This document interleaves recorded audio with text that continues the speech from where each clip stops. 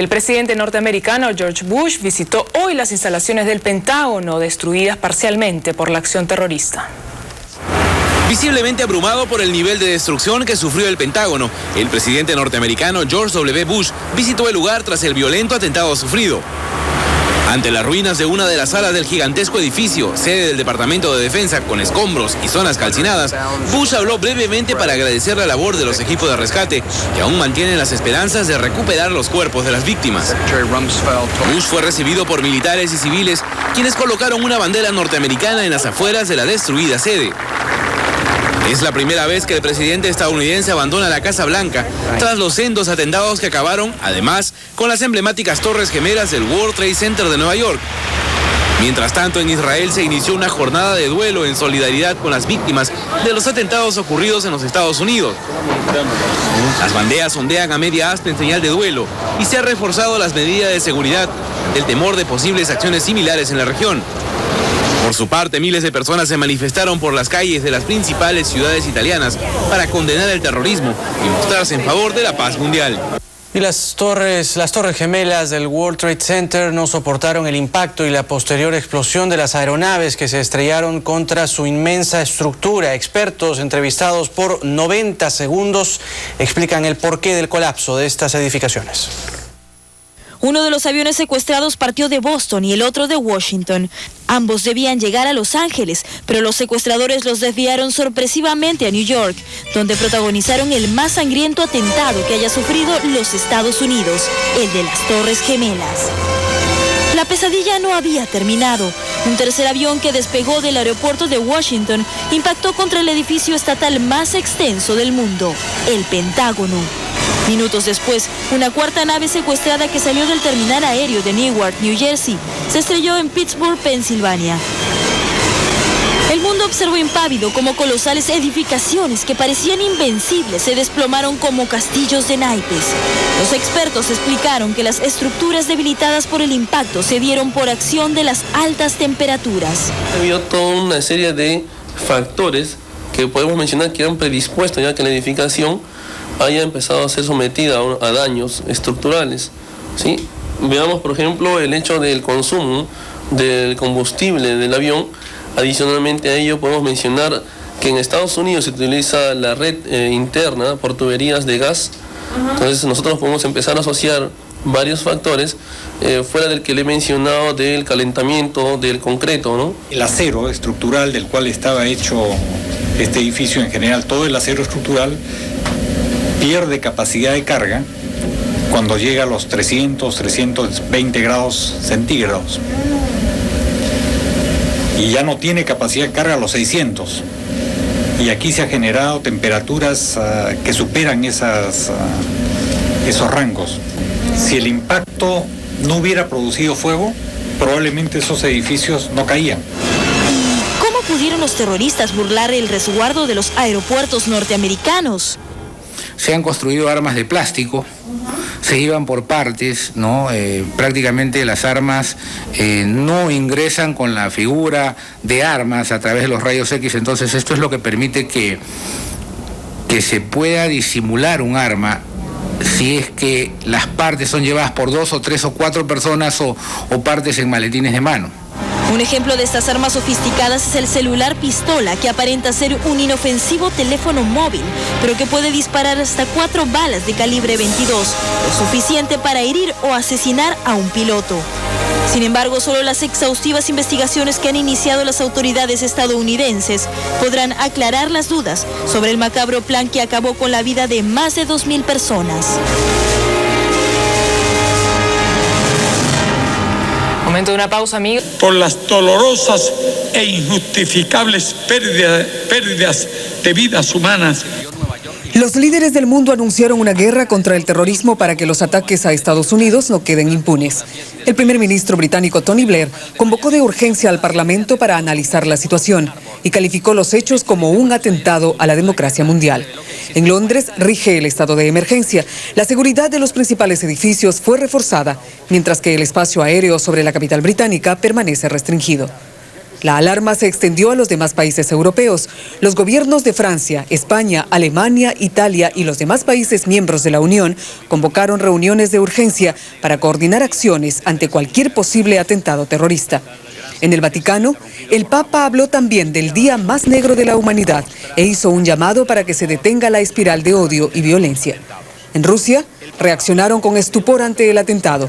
El presidente Vladimir Putin llamó de urgencia a su gabinete y mañana rendirá homenaje a la memoria de las víctimas.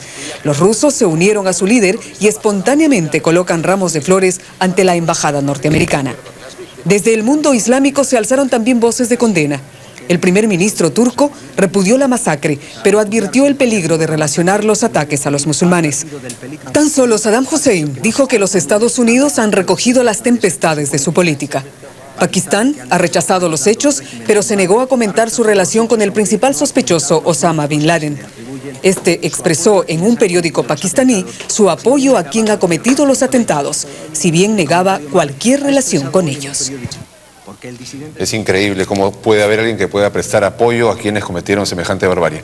Vamos a ir ahora directamente a los Estados Unidos vía satélite. Ilia Calderón de Telemundo nos está escuchando al otro lado del satélite, así que nos vamos a comunicar con ella para que nos informe todo lo que está ocurriendo y para que nos confirme todas las versiones que han estado circulando por todo el mundo, por internet, respecto a los probables responsables que han sido capturados en distintos puntos de Estados Unidos. Ilia, ¿cómo estás? Muy buenas noches. Álvaro, es un gusto saludarte. Y bueno, si quieres comenzamos... Se comentaba, Ilia, respecto a que habían sido capturados algunos elementos con pasaportes de Emiratos Árabes Unidos, de Arabia Saudita, en algún hotel, en algunas estaciones de tren, y que podían ser los responsables porque se les habían encontrado algunas pruebas que el FBI consideraba claves para establecer su responsabilidad. ¿Es esto cierto o no?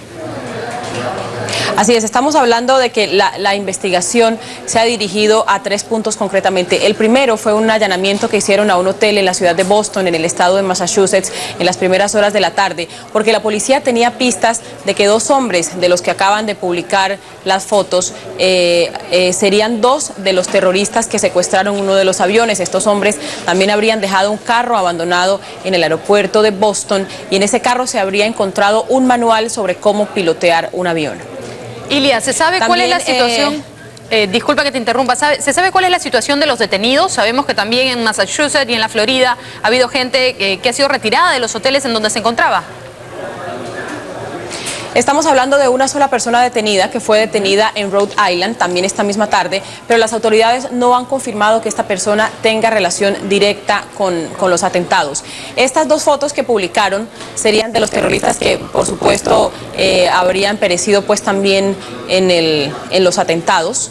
Y estamos hablando también de 2 personas de la Florida que habrían residido en el estado de la Florida por espacio de 1 año, porque según los informes que nos llegaron de las agencias, hablaban de que habrían estado en el verano pasado. Estamos hablando del verano del año 2000 y esto sería aproximadamente unos 14 meses atrás. Estas 2 personas habrían tomado clases de aviación en una academia de aquí del estado de la Florida y también ya las autoridades pues han extendido la investigación hacia esta academia para tratar de dar, por lo menos con la identidad de estas personas que si son, pues también habrían perecido, como les dije, en los accidentes, pero eso les puede dar a las autoridades pistas sobre quiénes están detrás de estos atentados.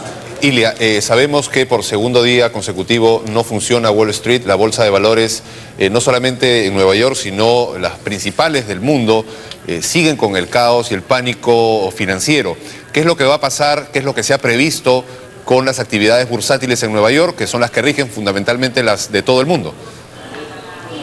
Por ahora la bolsa de Nueva York no va a abrir. Inicialmente se había dicho que reiniciaría sus actividades el día jueves, pero ya está confirmado que el día jueves tampoco va a abrir y que es probable que lo haga el viernes. Los analistas económicos todavía no se atreven a dar un estimado de las consecuencias o de la repercusión que esto pueda tener, pero sin embargo todos coinciden en que lo sucedido va de cualquier manera a agravar la incertidumbre que ya existía desde hace algunas semanas en los mercados. ¿Cómo van caminando las operaciones de rescate? Aquí, lamentablemente, en el Perú hay algunos familiares de algunas presuntas víctimas o desaparecidos de esta terrible tragedia que está enlutando al mundo entero. Bueno, las autoridades han sido bastante cuidadosas en el manejo de estas cifras de víctimas, pero se sabe que en los aviones irían 266 personas. Hay 82 muertes confirmadas en el World Trade Center y también se habla de otras 100 en el Pentágono. Todas estas pues cifras sin confirmar completamente porque las labores se han complicado bastante. Ustedes saben que la remoción de escombros no es una labor pues que lleve muy poquito tiempo, es una labor bastante dispendiosa y que seguramente se va a demorar algunos días. Respecto al monto aprobado por el Congreso norteamericano para la reconstrucción de las zonas afectadas, este prácticamente alcanza el presupuesto de cualquier república sudamericana o centroamericana. ¿Son 20.000 millones de dólares los que ha aprobado el Congreso de la República? Es decir, el presidente de los Estados Unidos inicialmente le había solicitado al Congreso una especie de cheque en blanco, es decir, como un monto abierto, pero el Congreso lógicamente no le aprobó un monto abierto. Se habla de que serían 20.000 millones de dólares que serían utilizados para atender primero la emergencia y luego para las labores de investigación, para los gastos que traen todas las labores de investigación y la implementación de nuevas medidas de seguridad. Esto seguramente va a pasar, la aprobación final será en los próximos días. Ilia, se sabe también que lamentablemente la ciudad de Nueva York no está en calma, que incluso han habido amenazas de bomba y una de ellas en otro de los edificios emblemáticos del lugar, el Empire State. ¿Puedes confirmarnos esto? Sí, hace escasos minutos se habló y empezaron a desalojar el Empire State porque había una amenaza de bomba, pero afortunadamente las autoridades pues confirmaron que fue una falsa alarma, que no hay ningún peligro y ya otra vez se está permitiendo el tránsito por los alrededores de este edificio, otro monumento pues que existe en Nueva York. El pánico, el caos entre la población, sobre todo la gente que vive en Nueva York, se ha trasladado, y esto lo comento porque tuve la oportunidad de conversar vía telefónica con algunos amigos en Nueva York que me comentaban que no solamente los precios de los combustibles, la gasolina había subido enormemente, sino que había mucha congestión en los supermercados tratando de abastecerse de la mayor cantidad de provisiones en previsión de que algo similar pudiera ocurrir en los próximos días. ¿Esto es cierto o simplemente es una visión particular de una zona quizá de los alrededores de Nueva York?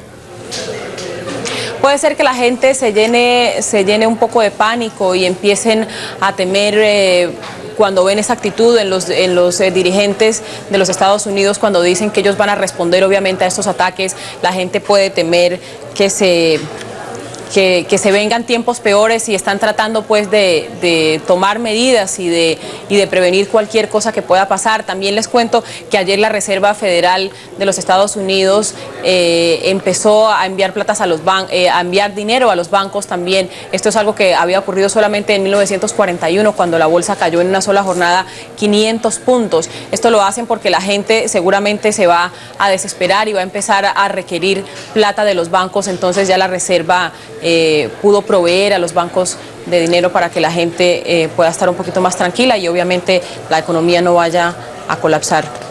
Si bien algo positivo, quizás lo único positivo que se puede rescatar de una tragedia de tal magnitud es la unión que siempre surge después de esto entre los ciudadanos. Te cuento una experiencia peruana. Nosotros tuvimos un atentado terrorista en una zona residencial de Miraflores, un distrito de aquí de la capital, y después de este atentado ocurrieron vigilias, la gente llenaba las iglesias para rezar. ¿Cuál ha sido la respuesta, la fe religiosa quizá de los diferentes grupos que se encuentran viviendo en Nueva York se ha dado de manifiesto?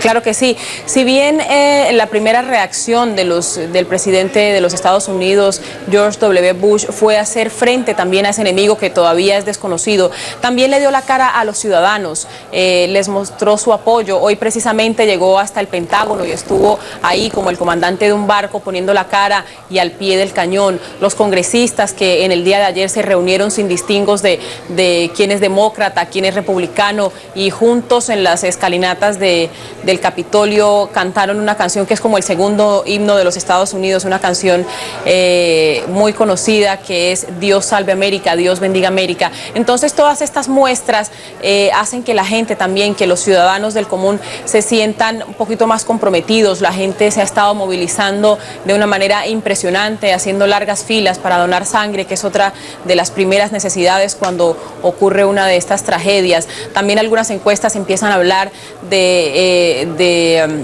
que el 90% de los estadounidenses, es decir, 9 de cada 10 estadounidenses encuestados quieren que los Estados Unidos responda este ataque al enemigo que sea, que obviamente todavía es desconocido.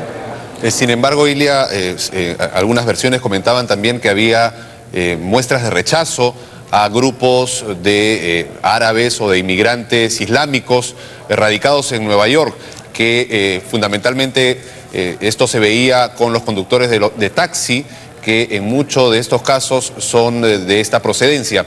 ¿Hay este tipo de muestras o son muestras de rechazo que se han producido de manera aislada, quizá por la desesperación producida tras el ataque? Sí, yo pienso que toda esta situación genera un poquito de rechazo en la gente, sentimientos de ira y sentimientos de venganza. Y tuvimos conocimiento de que en el estado de Texas 2 mezquitas fueron atacadas, una con piedra y otra con balas. Son obviamente hechos aislados y quisiera aprovechar pues también este medio, como lo han hecho todos mis compañeros y mis colegas a lo largo y ancho de los Estados Unidos, para que la gente no asuma estas actitudes, porque no podemos hacer lo que nos hicieron a nosotros, no podemos responder casi que con la misma moneda. Estas son personas inocentes que no tienen nada que ver, las personas que están acá. Entonces son hechos aislados, pero todo responde quizás al desespero y al deseo de venganza que surge y que aflora pues desde el interior de los individuos del común. Bien,